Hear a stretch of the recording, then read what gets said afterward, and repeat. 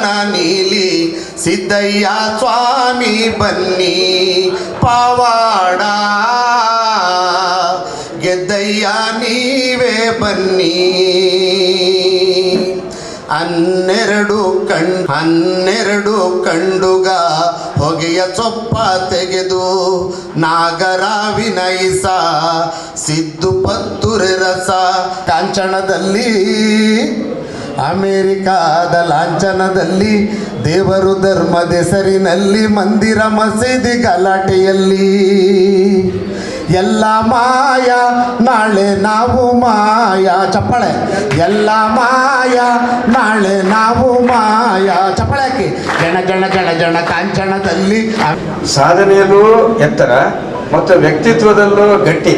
ಇದಕ್ಕೆ ಉದಾಹರಣೆ ಬೇಕು ಅಂದರೆ ನಮ್ಮ ಬೈರೇಗೌಡರ ಬಗ್ಗೆ ಏನು ಹೇಳಬೇಕಾಗಿಲ್ಲ. ಬೈರೇಗೌಡರನ್ನ ಒಂದು ಮಾತಿನಲ್ಲಿ ಹೇಳಿ ಅಂದರೆ ಒಂದು ಮಾತಿನಲ್ಲಿ ಹೇಳೋಕ್ಕಾಗಲ್ಲ. ಅದ್ರ ಬದಲು ನೀವು ಒಂದು ದಿನದಲ್ಲಿ ಹೇಳಿ ಅಂದರೆ ಟ್ರೈ ಮಾಡ್ತೀವಿ ಅಂತ ಹೇಳ್ಬೋದು. ಕವಿ, ನಟ, ನಾಟಕಕಾರ, ವಿಮರ್ಶಕ, ಸಮಾಜ ಸೇವಕ, ಇನ್ನೇನು ಬೇಕು? ಇನ್ನು ಯಾವ್ದಾದ್ರು ಉಳಿದಿದೆಯಾ ಅಂತ ಏನಾರು ಅಂದರೆ ಏನೋ ಜೊತೆಗೆ ರೈತರು ಏನು ಇಲ್ವೇ ಇಲ್ವ ಅಲ್ವಾ?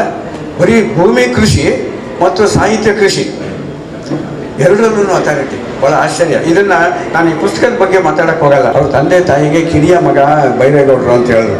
ಕಿರಿಯ ಮಗನಾಗಿದ್ರೂ ಹಿರಿಯ ಸಾಧನೆ ಮಾಡೋಕ್ಕೆ ಸಾಧ್ಯ ಆಗಿರಬೇಕು ಅಂತ ಅನ್ನೋದನ್ನ ಅಲ್ವಾ? ಈ ಅರ್ಕ ಬುರ್ಕ ಅನ್ನೋದು ಅದೇ ಥರನೇ. ಇಬ್ಬರು ಕುರುಡರು, ಕತೆ ಹೇಳಕ್ಕೆ ಹೋಗಲ್ಲ ಅಂತ ಹೇಳಿ, ಇಬ್ಬರು ಕುರುಡರು ಮುಂದಿನ ಅವ್ರ ಆಸೆ ಎಷ್ಟು ಚೆನ್ನಾಗಿದೆ ಗೊತ್ತಾ?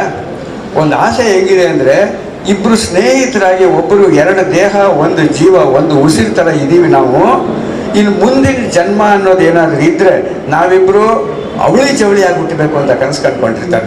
ಇನ್ನು ಪಾದರಿಯ ಪರಿಮಳ ಅಂತಿದೆಯಲ್ಲ, ಈ ಪಾದರಿ ಅಂದ ತಕ್ಷಣವೇ ಅದಕ್ಕೊಂದು ಡಬಲ್ ಮೀನಿಂಗ್ ಇದೆ. ಪಾದರಿ ಅಂದರೆ ಸಾಮಾನ್ಯವಾಗಿ ನಾವು ಹಿಂಗೆ ಅಂದ್ಕೊಳ್ಳೋದು ಅಲ್ವಾ, ಪಾದರಿ ಅಂತ. ಆದರೆ ಹಾಗಾದರೆ ಪಾದರಿ ಅಂದರೆ ಅವ್ರದ್ದು ಪರಿಮಳನ ಏನಾಗಂದರೆ ಏನು ಅನ್ನೋದು ಪ್ರಶ್ನೆಗೆ ಉತ್ತರನೂ ಅವರೇ ಹೇಳ್ತಾರೆ.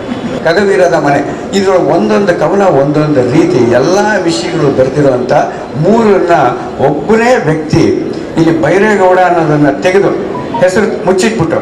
3 ಪುಸ್ತಕ ಕೊಟ್ಟರೆ ಇದನ್ನು ಓದಿ ಅಂತ ಹೇಳಿದ್ರೆ 3 ಬೇರೆ ಬೇರೆ ವ್ಯಕ್ತಿಗಳು ಬರೆದಿದ್ದಾರೆ ಅನ್ನೋ ರೀತಿ ಶೈಲಿ ನೋಡಿಸ್ಕೊಂಡರು. ರಾಮನಗರದ ಹಳ್ಳಿ ಭಾಷೆ, ಗ್ರಾಮೀಣ ಭಾಷೆ. ಈ ಪುಸ್ತಕಗಳು ನಮಗೆ ಮಾರ್ಗದರ್ಶಕ ಆಗುತ್ತೆ, ಭಾಷೆನೂ ಇಂಪ್ರೂವ್ ಆಗುತ್ತೆ.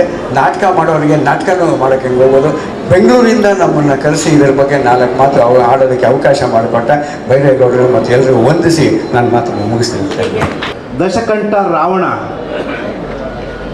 10 ತಲೆ ಅಂತ ಹೇಳ್ತಿದ್ರಲ್ಲ, ಆ ಥರದ 10 ಪಾತ್ರಗಳನ್ನು 10 ಜವಾಬ್ದಾರಿಗಳನ್ನು ಏಕ ವ್ಯಕ್ತಿ ನಿರ್ವಹಿಸುವ ಒಂದು ದೊಡ್ಡ ಶಕ್ತಿ, ಸಾಮರ್ಥ್ಯ ಆಗಿ ನನಗೆ ಅವರು ಯಾವಾಗಲೂ ಕಾಣಿಸ್ತಾರೆ.